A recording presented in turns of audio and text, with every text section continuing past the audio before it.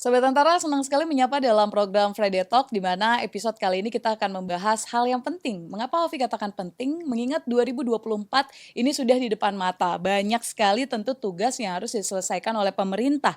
Salah satunya yakni permasalahan kemiskinan ekstrim di Indonesia. Mengutip pernyataan Bapak Presiden Republik Indonesia Joko Widodo beberapa waktu lalu, beliau mengatakan dan juga yakin jika tingkat kemiskinan ekstrim di Indonesia akan turun drastis pada tahun 2024. Mengingat pemerintah ini sudah memiliki data spesifik individu maupun keluarga yang harus dientaskan dari masalah tersebut. Agar kita lebih paham dan juga mengerti, kita akan ulas tuntas obrolan kali ini terkait kemiskinan ekstrim di Indonesia bersama staf khusus Presiden Republik Indonesia bidang ekonomi, ada Bapak Arief Budimanta. Halo Pak. Halo, apa kabar?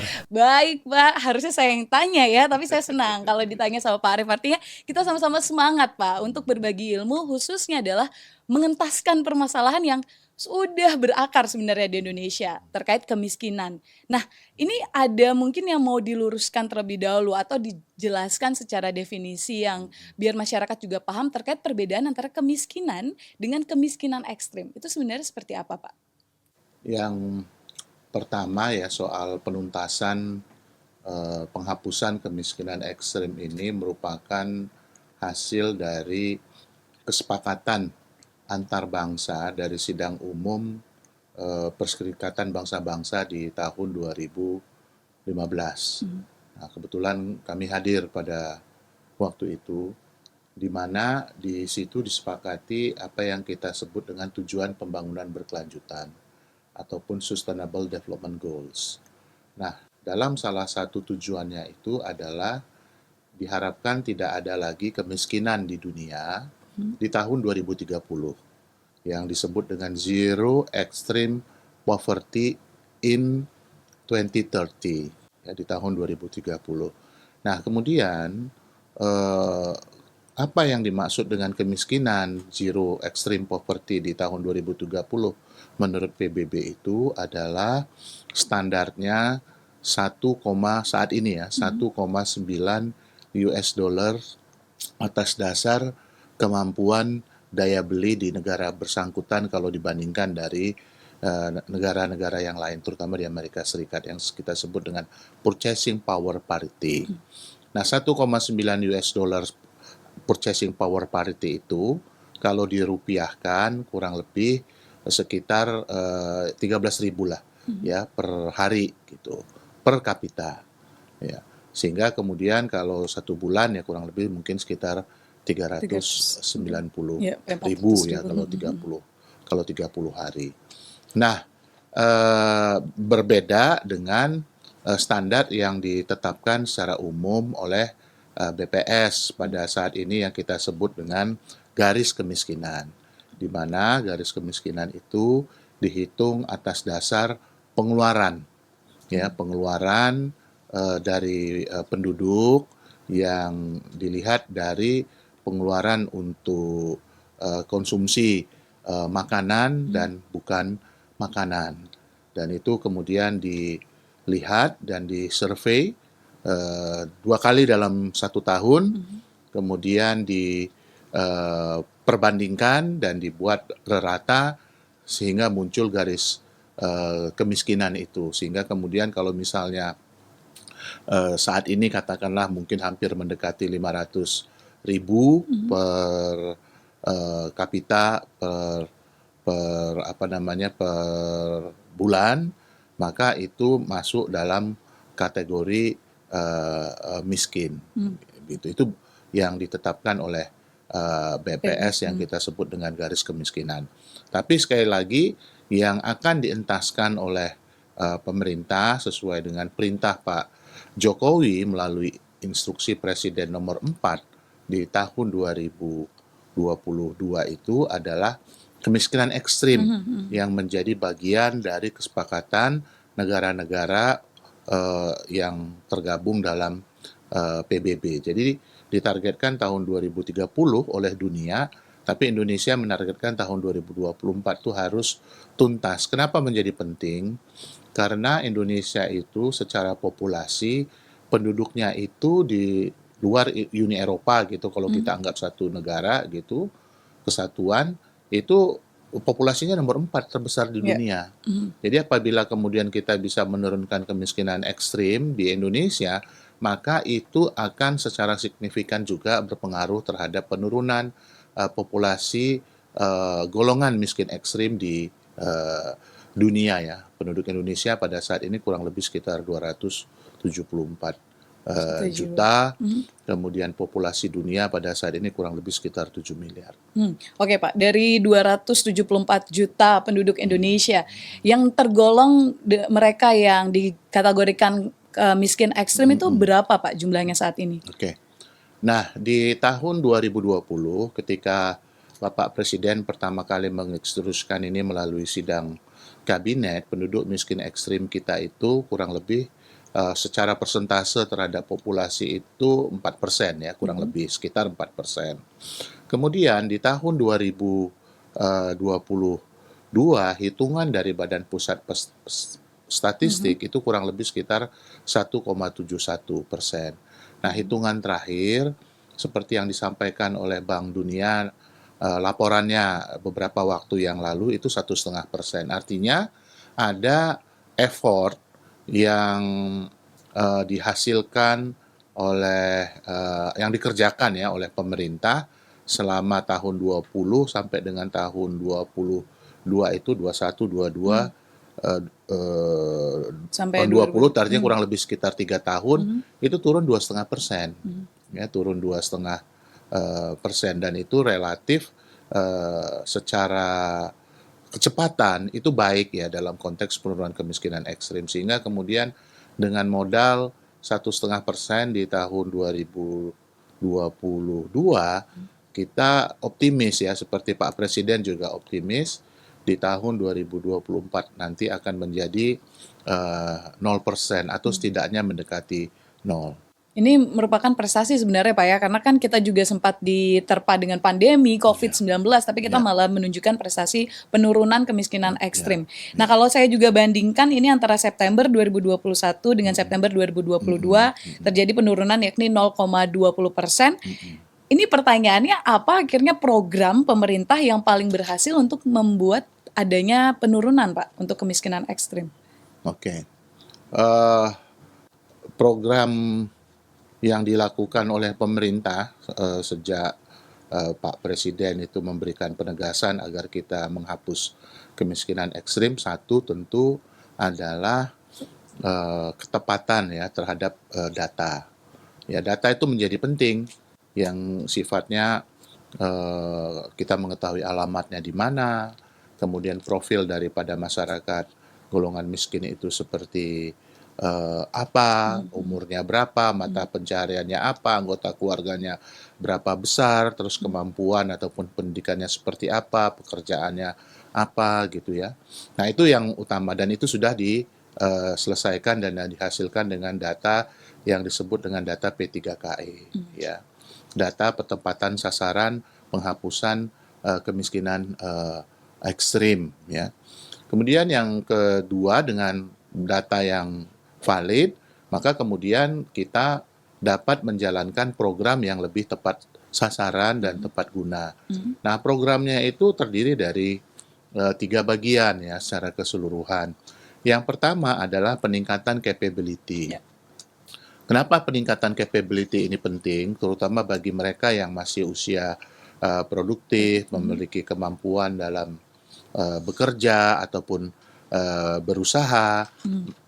Program yang utamanya itu adalah meningkatkan produktivitas mereka sehingga kemudian terjadi peningkatan pendapatan. Apakah itu misalnya kalau mereka berdagang diberikan modal, kalau mereka kekurangan modal kemudian diberikan akses pasar, ataupun mungkin dari sisi skill ya, di scale up keterampilannya begitu melalui proses pelatihan, upskilling ataupun reskilling, ataupun mungkin diberikan akses teknologi sehingga kemudian bisa tergabung dalam satu market ekonomi yang berbasis kepada teknologi gitu. Itu misalnya. Nah, bagi mereka yang memang menginginkan untuk bekerja juga sama, ya, itu melalui diberikan koridor untuk pendidikan ya, terutama melalui tadi itu ya Ya, upskilling ataupun reskilling. Dan begitu juga terhadap keluarga-keluarga mereka yang miskin. oke. Jadi miskin ini kan ada yang punya anak, ya, dan itu harus dipastikan anak-anaknya itu bersekolah, Mhm. karena pemerintah punya program Kartu Indonesia Pintar. Ya. Bukan hanya sekolah, tapi juga harus dipastikan juga sehat ya. Kalau Hmm. mau sekolah tapi nggak sehat kan itu juga jadi soal. Jadi itu satu ya, capability program, peningkatan kapabilitas. Nah, kemudian yang kedua tentu bagi mereka yang memang udah berada pada level yang sangat tidak mampu ataupun fragile begitu ya, apalagi kemudian udah miskin, kemudian ada ada disabilitas begitu, maka kemudian itu ada program yang kita sebut dengan perlindungan sosial. Nah, perlindungan sosial itu gunanya apa? Untuk mengurangi beban daripada pengeluaran. Ya. Jadi ada peningkatan pendapatan melalui peningkatan kapabilitas, kemudian ada perlindungan sosial untuk mengurangi beban pengeluaran. Termasuk perlindungan sosial tadi itu memberikan akses beasiswa ya melalui Kartu Indonesia Pintar, kemudian Indonesia Sehat, bantuan sosial berupa bantuan pangan yang diberikan agar beban pengeluaran dari kelompok miskin ini dapat ditekan. Ya. Nah, kemudian yang ketiga, seringkali kelompok-kelompok golongan miskin ini lingkungannya, lingkungan pemukimannya ataupun daerahnya itu berada dalam kondisi yang tidak sehat ataupun terpencil, kumuh, Akses gitu ya, susah. aksesnya susah. Nah, di situ masuk program-program infrastruktur agar kemudian mereka terhubung dengan pasar, kemudian lingkungan pemukimannya diperbaiki, apakah itu menyangkut sanitasi ataupun rumahnya yang tidak layak itu menjadi layak huni dan seterusnya. Ya. Jadi tiga hal itu yang menjadi langkah utama pemerintah dalam menghapus kemiskinan ekstrim tadi. Kapabilitas, ya, peningkatan kapabilitas untuk meningkatkan pendapatan, kemudian perlindungan sosial untuk menurunkan beban pengeluaran, kemudian improvement dari lingkungan permukiman agar memiliki akses yang baik ya dari sisi infrastruktur, kemudian permukiman yang lebih sehat Layak. dan layak untuk dihuni oleh komunitas. Ya, Pak Arief, ini menarik adalah karena program ini memang sudah menunjukkan hasil jika kita bandingkan dari tahun ke tahun. Namun di tahun yang sama, kalau dibandingkan itu bulan Maret ke September pada tahun 2022 terjadi peningkatan, Pak Arief, untuk masyarakat miskin. Ini kira-kira apa yang terjadi, Pak Arief? Apakah evaluasi seperti apa yang dilakukan dari program yang sudah berjalan ini? Mengapa bisa terjadi peningkatan di tahun yang sama? Oke, di tahun 2022 itu kita mengalami satu fenomena yang kita sebut dengan inflasi. Inflasi kita pada waktu itu di atas 3% ya. Nah, sehingga kemudian kalau kita tadi bicara garis kemiskinan itu kan adalah hasil resultante ataupun penambahan dari pengeluaran untuk makanan dan bukan makanan. Jadi kalau terjadi inflasi, terjadi kenaikan harga, maka kemudian garis kemiskinannya juga akan naik. Meningkat, oke. Nah, sementara pada sisi lain, sebagian dari masyarakat ataupun saudara-saudara kita pendapatannya relatif tidak berubah gitu. Itu yang mengakibatkan kemudian secara persentase ada peningkatan. Nah, atas dasar itu maka kemudian Bapak Presiden memerintahkan agar dalam penghapusan kemiskinan ini tidak bisa dipisahkan dengan satu program yang kita sebut dengan pengendalian harga ataupun pengendalian inflasi, terutama inflasi bahan makanan kebutuhan pokok, beras, kemudian minyak goreng, telur, ya, kemudian gula. Nah, itu beberapa komoditi yang selalu ada di rumah tangga yang dibutuhkan gitu, dan itu memang dijaga betul kemudian harganya stabil tidak mengikuti gejolak harga yang terlalu signifikan yang di pasar, dan itu menjadi bagian yang juga dilakukan proses monitoring setiap waktu oleh pemerintah pusat, tentu juga bersama-sama dengan daerah. Jadi program penghapusan kemiskinan ekstrim ini bukan hanya dari satu sisi mensasar penduduk miskin ekstrimnya, tetapi pada sisi lain dari makro policy itu juga harus diikuti dengan pengendalian stabilisasi harga, terutama harga-harga kebutuhan pokok dari masyarakat. Pak Arief, kalau kita juga lebih spesifik terhadap kemiskinan ekstrim dengan 3 program prioritas yang sudah dijalankan, ini mungkin ada evaluasi yang berjalan seperti apa, Pak? Maksudnya, apakah terjadi permasalahan dari 3 hal ini yang paling berat untuk dijalankan itu yang bagian mana, Pak? Silakan. Oke.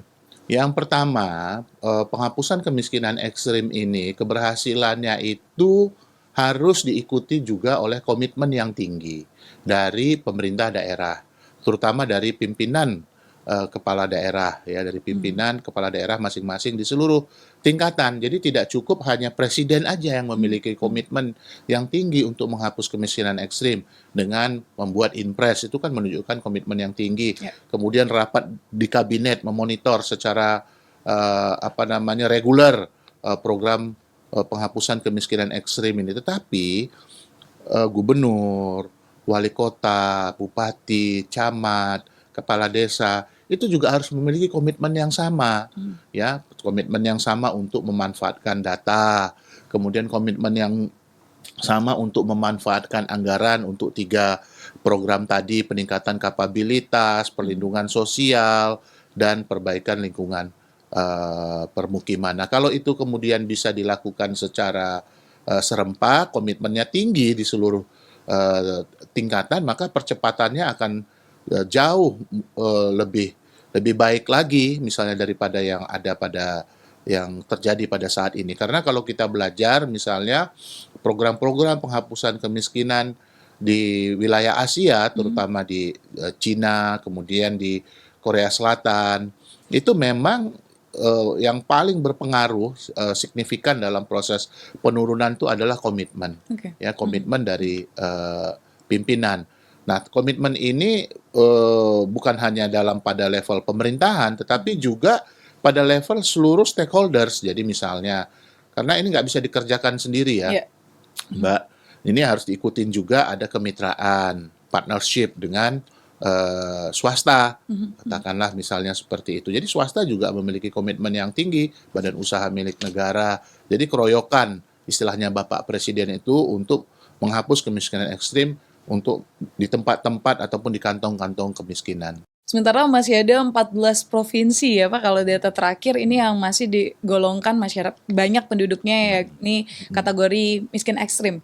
14 provinsi ini cukup tinggi sebenarnya Pak Arief. Bagaimana Pak Arief melihat hal tersebut? Ya, memang masih ada provinsi-provinsi yang dikatakan terkategori tinggi itu adalah provinsi-provinsi yang tingkat kemiskinan ataupun kemiskinan ekstrimnya itu lebih tinggi daripada rata-rata nasional, ya.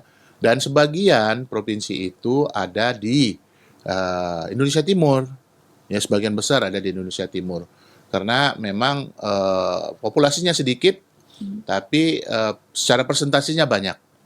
Nah, ini mungkin juga lebih kepada problematika yang ketiga kali ya, masalah infrastruktur dan lingkungan permukiman yang terutama. Kemudian yang kedua, provinsi-provinsi yang sebagian juga ada di provinsi-provinsi di Jawa. Ini lebih diakibatkan karena penduduknya banyak. Ya. Kemudian ya, secara umum juga level pendidikannya juga rendah, gitu ya. Secara umum level pendidikannya rendah. Jadi ini yang harus diimprovement melalui peningkatan capability pada saat ini ya, dikejar untuk kemudian dilakukan upskilling, reskilling, pemberdayaan, kemudian program-program padat karya dan seterusnya. Baik, lalu juga kita tahu kalau ada upskilling tadi karena disinggung, ini otomatis akan mempercepat atau ada akselerasi penguatan ekonomi keluarga miskin. Mungkin Ya. ada contoh-contoh yang bisa Pak Arief berikan yang sudah dijalankan saat ini? Banyak ya. Jadi misalnya saya melihat sendiri di satu kabupaten di provinsi Jawa Tengah, malah ini namanya Ibu Kasliah ya. Ibu Kasliah ini seorang disabel, kemudian dia pada awalnya tidak ada di dalam data perlindungan sosial, malah KTP juga nggak punya gitu ya. Kemudian pemerintah masuk melalui intervensi tadi, masuk kemudian ke dalam data, kemudian diberikan juga KTP, sehingga kemudian dia masuk dalam mekanisme perlindungan sosial. Itu yang paling utama ya, karena dia disabel. Kemudian yang kedua, ternyata Ibu Kasliah ini memiliki keterampilan yang alamiah. eh, Dia itu adalah pengrajin bulu mata, dan bulu matanya itu yang dihasilkannya itu kemudian disetor ke salah satu perusahaan, oleh perusahaan kemudian diekspor ke luar negeri. Maka kemudian yang diberikan adalah peralatan yang lebih baik, penerangan yang lebih baik di rumahnya, agar kemudian produktivitas kerjanya bisa menjadi lebih lebih lebih baik lagi. Itu misalnya Salah satu contoh. contoh ya, kalau dari yang sisi Penguatan ada ekonomi. kelompok miskin, penguatan ekonomi, dan juga disabel. Tapi kemudian yang kedua ada lagi yang memang bergerak rumah tangga miskin yang diberikan program pemberdayaan, diberikan modal oleh pemerintah. Ini juga masih di wilayah Jawa Tengah yang kami lihat, diberikan modal oleh pemerintah, kemudian didampingi, ya, kemudian akhirnya bisa keluar dari ke kelompok miskin ekstrim, bahkan kemudian bisa mensekolahkan anak-anaknya dengan baik karena keberhasilan usahanya. Usahanya usaha sederhana aja, usaha gorengan ya, atau Olahan rumah lah ya ya Pak Arief. industri rumah tangga lah Ya gitu rumah ya. tangga ya. Industri rumah tangga kerupuk Iya, gitu ya. oke. Iya. Lagi viral juga banyak ini kerupuk Ya, Pak Arief. ya. Dan ternyata memang pemerintah sudah memfokuskan sangat, kalau bisa saya bilang adalah sudah detail ya Pak Arief.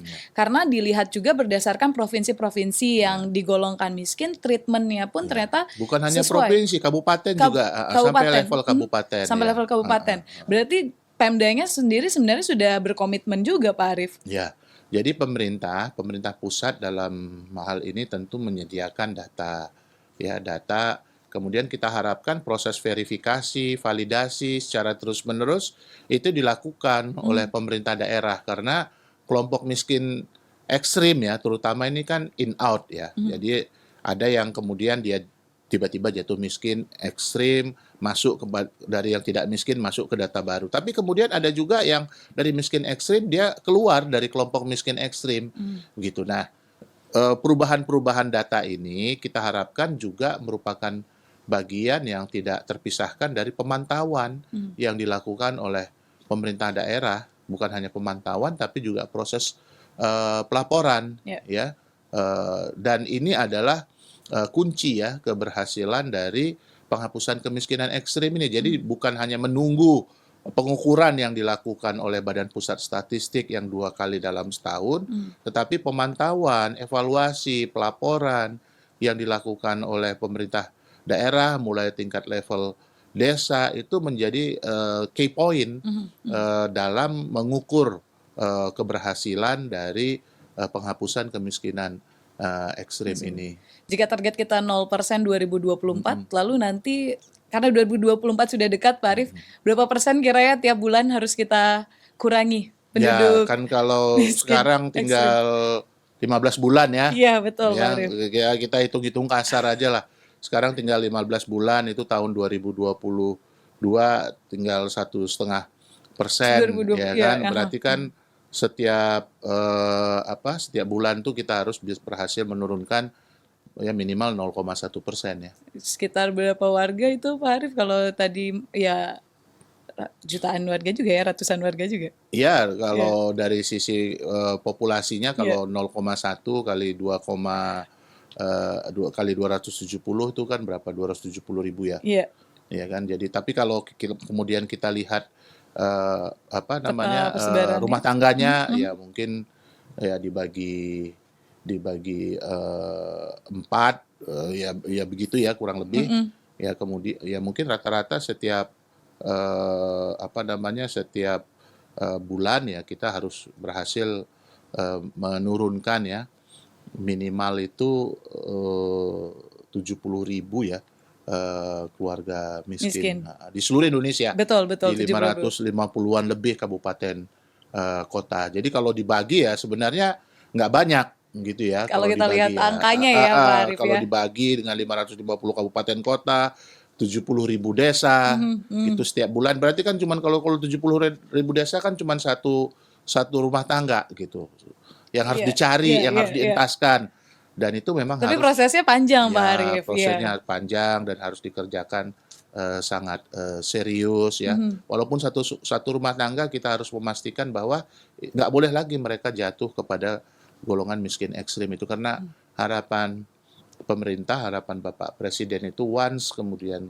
kita menargetkan penghapusan ya benar-benar ya hapus, tidak ada Mhm. lagi yang tertinggal satupun ya. No one left behind itu juga Iya. menjadi konsep ataupun sasaran dari Sustainable Development Goals selain zero extreme poverty. Baik, terima kasih Pak Arif. Sangat Sama-sama. menyenangkan obrolan kita. Di sini saya paling suka adalah kata kunci komitmen. Ya. Ini merupakan komitmen bersama untuk mengentaskan kemiskinan ekstrim di Indonesia. Bukan hanya pemerintah pusat, tapi peran dari pemerintah daerah ini juga memiliki andil yang luar biasa. Bagaimana kita bisa mengatasi dan meraih mimpi besar yaitu kemiskinan ekstrim 0% sesuai target dunia di tahun 2030, bahkan target pemerintah Indonesia di tahun 2024. Ada 3 hal Sobat Antara yang bisa diambil atau 3 poin utama dari pemerintah terkait penuntasan kemiskinan ekstrim. Yang pertama adalah meningkatkan daya beli masyarakat, lalu juga ada peningkatan produktivitas serta melakukan intervensi di kantong-kantong yang kita bisa lihat di wilayah kemiskinan atau peningkatan infrastruktur di wilayah-wilayah yang masih jauh dari akses yang sudah ada sekarang. Semoga obrolan ini bisa memberikan pemahaman baru dan juga insight luar biasa atau insight baru juga buat kita semua dan sampai jumpa di episode lainnya.